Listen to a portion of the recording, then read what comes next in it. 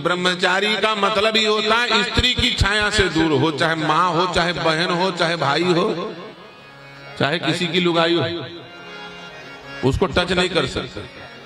Cast की स्त्री का भी स्पर्श कर गया तो ब्रह्मचारी नहीं रह जाता, याद रखना।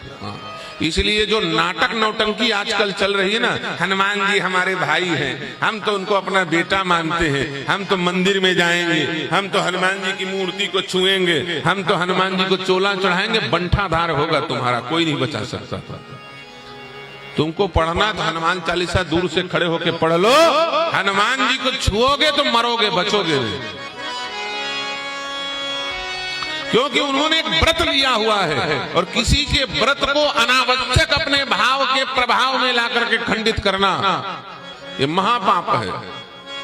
हनुमान जी की मूर्ति को यदि किसी स्त्री की छाया पड़ जाए तो हनुमान जी 6 महीना के लिए उस प्राण प्रतिष्ठित मूर्ति को छोड़ के भाग जाते हैं, उसमें नहीं आते।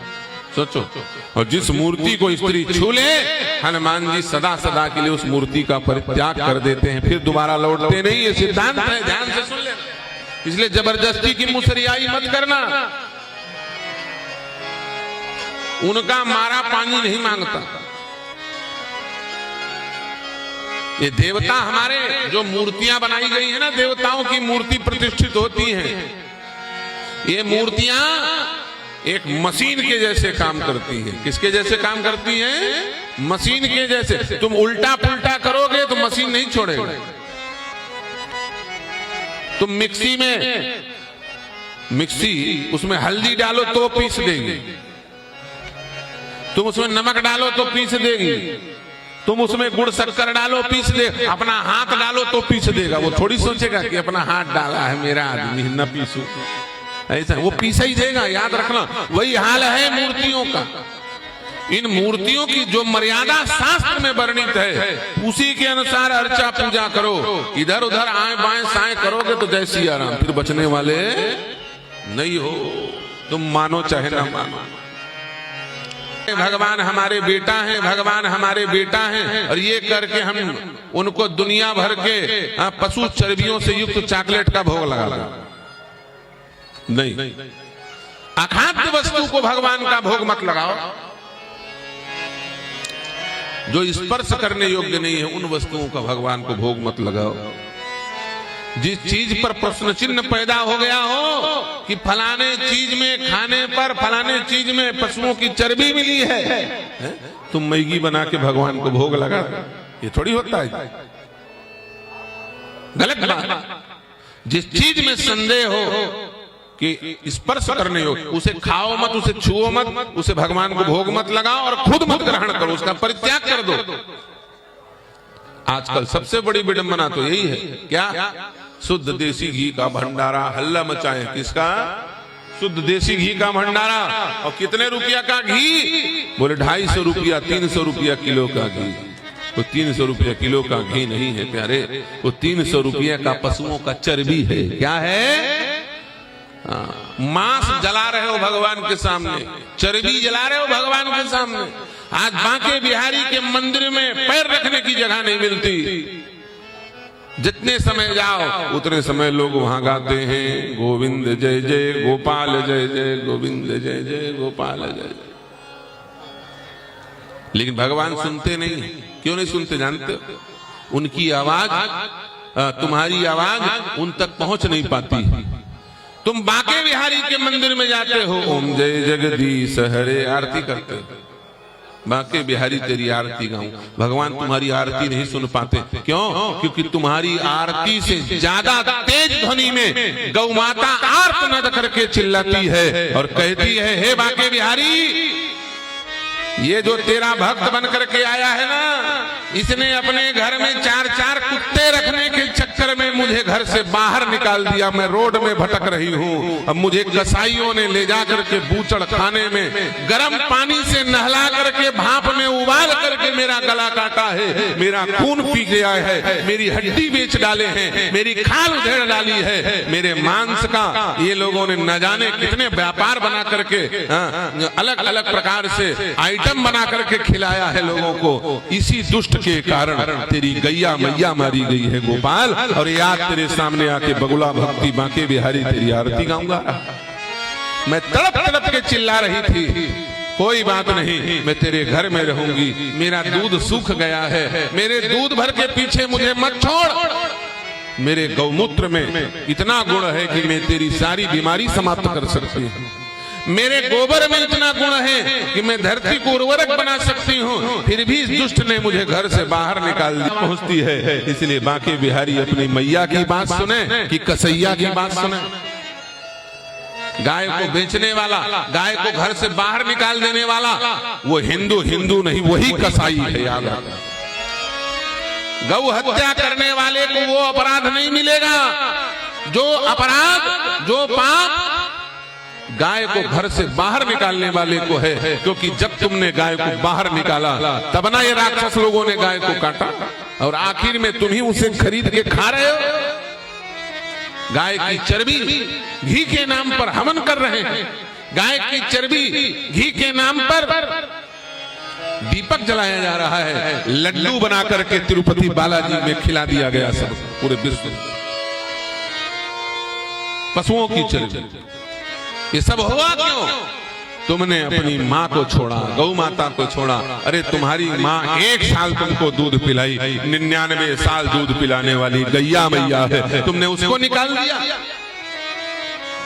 किसी भी स्थिति में गौ सेवा करो। अपने घर में गाय नहीं रख सकते बड़े बड़े कॉलोनी में, ये असुर लोग हैं जो ऐसा कानून बनाए हैं। कोई बात नहीं, तुम गौशाला में गौ की सेवा करो। जहां गायें रखी जा रही हो, जहां गायों की निष्ठा पूर्वक, वहां एक गाय को गोद लो, एक गौवंश को भोजन देने का प्रयास करो।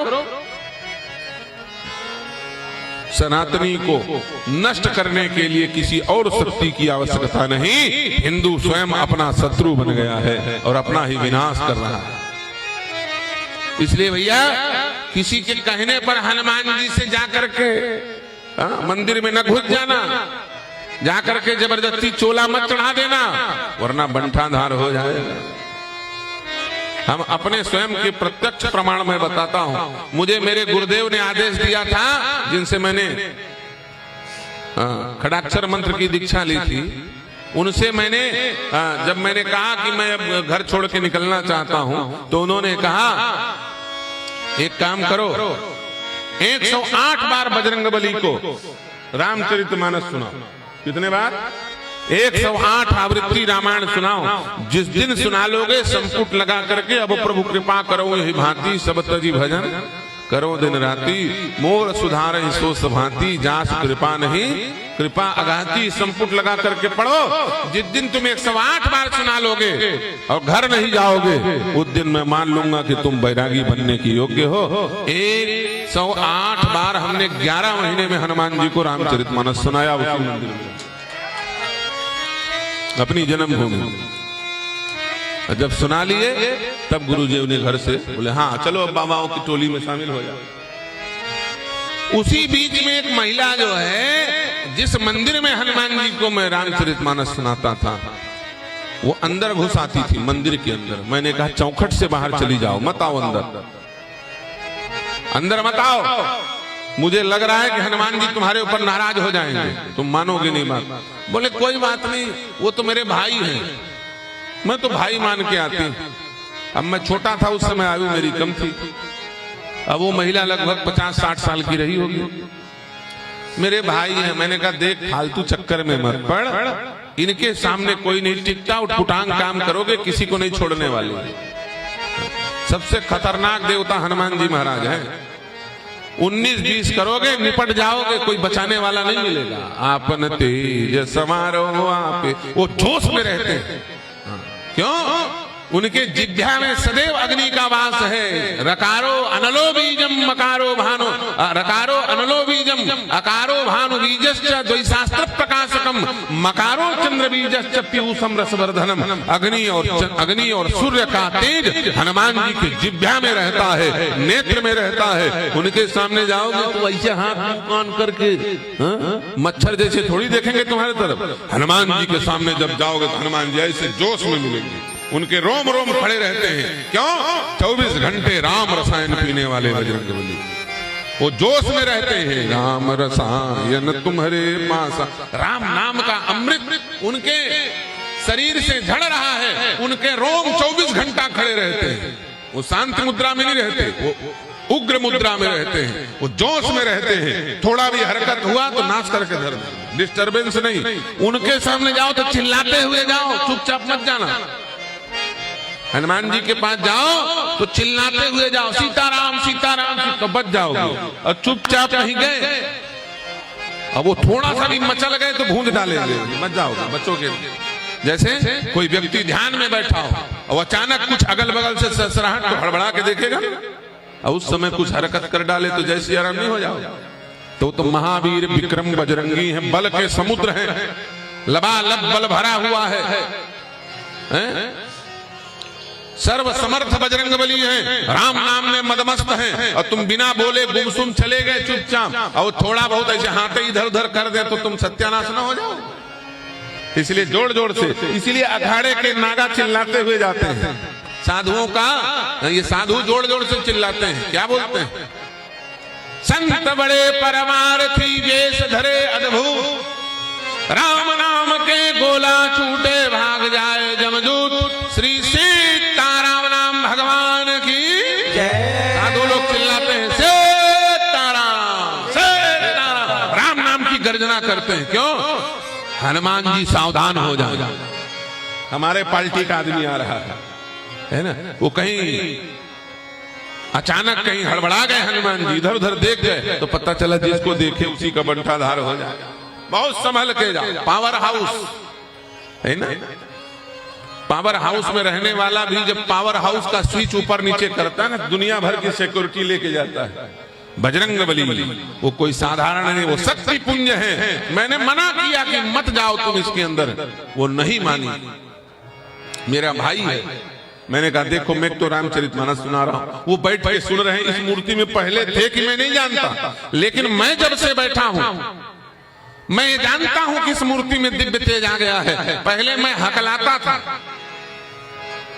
जैसे कोई हकलाते हैं ना, हकला बाबा बाबा आ आ आ आ ऐसा करते हैं ना कई लोग, बोलते समय हकलाते हैं। मैं हकलाता था, ईमानदारी की बात बता रहा हूं। 10 बार रामायण सुनाया, केवल 10 बार हनुमान जी को। मेरा हकलाना बंद हो गया, शब्द प्रस्फुटित होने लग गए, ऐसे चट चट आवाज निकलने लगी। 10 बार मुझे चश्मा लगा हुआ था, 30 बार हनुमान जी को रामचरितमानस सुनाया।